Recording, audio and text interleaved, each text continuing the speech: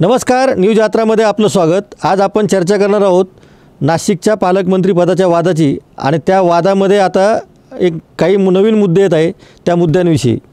खरं म्हणजे सत्ता स्थापन झाल्यापासून रायगड जिल्हा आणि नाशिक जिल्ह्याच्या पालकमंत्री पदाचा वाद काही केल्यास सुटत नाही। रायगडाचा वाद तरी आता एका मर्यादेला येऊन थांबलेला आहे, परंतु नाशिकचा वाद अत्यंत विकोपाला जात आहे। शिवसेनेचे एकनाथ शिंदे गटाचे आमदार किंवा मूळ शिवसेनेचे आमदार सुहास कांदे यांनी छगन भुजबळ यांना पालकमंत्री पद देऊ नये यासाठी कंबर कसलेली आहे।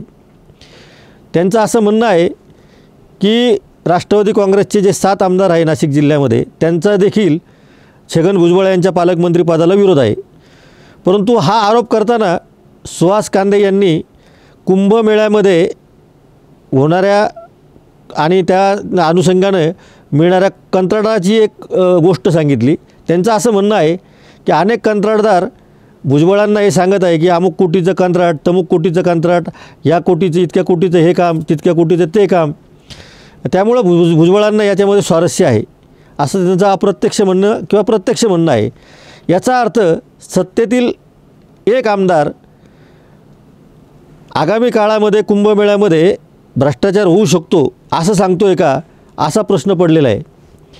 सर्वात महत्त्वाचं म्हणजे छगन भुजबळ यांनी मंत्री या नात्याने कुंभमेळ्याची एक आढावा बैठकही घेतली आणि त्यांच्या पक्षाचे नेते अजित पवार यांनी असं जाहीर केलं की छगन भुजबळ यांना अशा पद्धतीची बैठक घेण्याचा अधिकार आहे। एका बाजूने अजित पवार छगन भुजबळांची पाठराखणही करत आहे आणि दुसऱ्या बाजूला ते असंही म्हणत आहेत की पालकमंत्री पदाचा निर्णय घेण्याचा सर्वस्वी अधिकार हा मुख्यमंत्री देवेंद्र फडणवीस यांचा आहे। मागच्या काळामध्ये मुख्यमंत्री देवेंद्र फडणवीस यांनीसुद्धा कुंभमेळ्याची एकूण तयारी काय चाललेली आहे याची एक आढावा बैठक घेतलेली होती। खरं म्हणजे मुख्यमंत्र्यांनी बैठक घेतलेली आहे।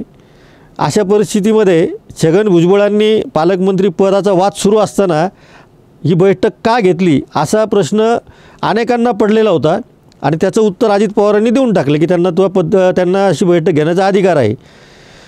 त्यामुळे आगामी काळामध्ये नाशिकचा होणारा कुंभमेळा आणि पालकमंत्री पदाची माळ कोणाच्या गळ्यात पडते हा अत्यंत कळीचा मुद्दा असणार आहे।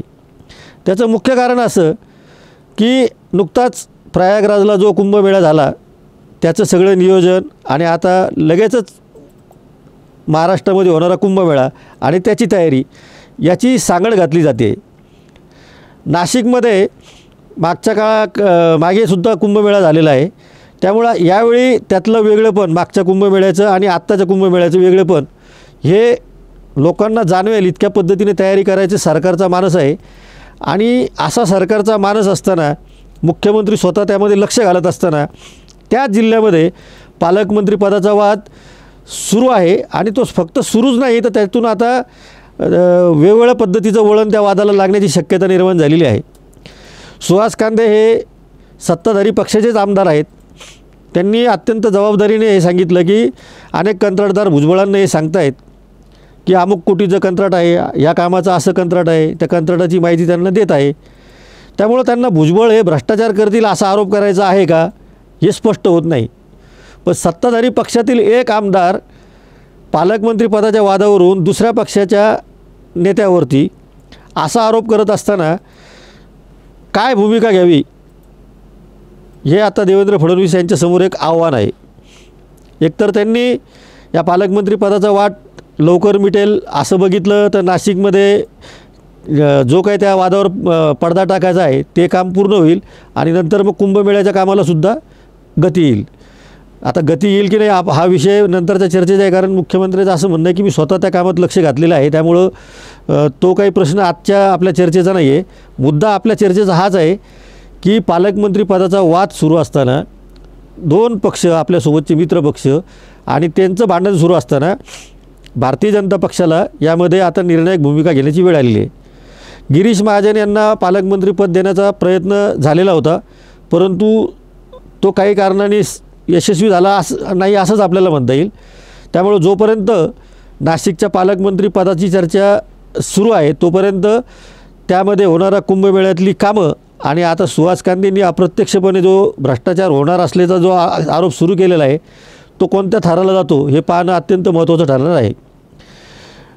रायगड जिल्ह्यामध्ये सुद्धा पालकमंत्री पदाचा वाद सुरू आहे, परंतु तो वाद आपण बघितला असेल की ध्वजवंदन कोणी करायला पाहिजे, जिल्ह्याचं ध्वजवंदन आदिती तटकरेंच्या हस्ते व्हायचं की भरत गोगावलेंच्या हस्ते करायचं, एवढा पुरता तो वाद मर्यादित झालेला आहे. दुसरं, तिथल्या वादाला पण वेगवेगळे कंगोरे आहे, परंतु नाशिकसारखं आक्रमक भूमिका तिथं कोणीही घेतलेली नाही. सुहास कांदे यांचं म्हणणं आहे की भाजपच्या आमदारांचासुद्धा भुजबळांना विरोध आहे.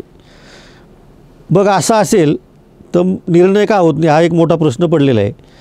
ज्या शहरामध्ये किंवा ज्या जिल्ह्यामध्ये कुंभमेळ्यासारखा अत्यंत भव्यदिव्य असा कार्यक्रम होणार आहे, त्याच जिल्ह्याला पालकमंत्रीपद देण्यामध्ये सध्याचं सरकार हे अपयशी ठरलेलं आहे, हे मात्र खरं. आगामी काळातही हा वाद विकोपाला जाईल अशी आत्ता सध्या तरी शक्यता आहे. या वादावर आपण सातत्याने लक्ष ठेवून असणार आहोत. त्यामुळं आपण पाहत राहा न्यूज यात्रा. धन्यवाद.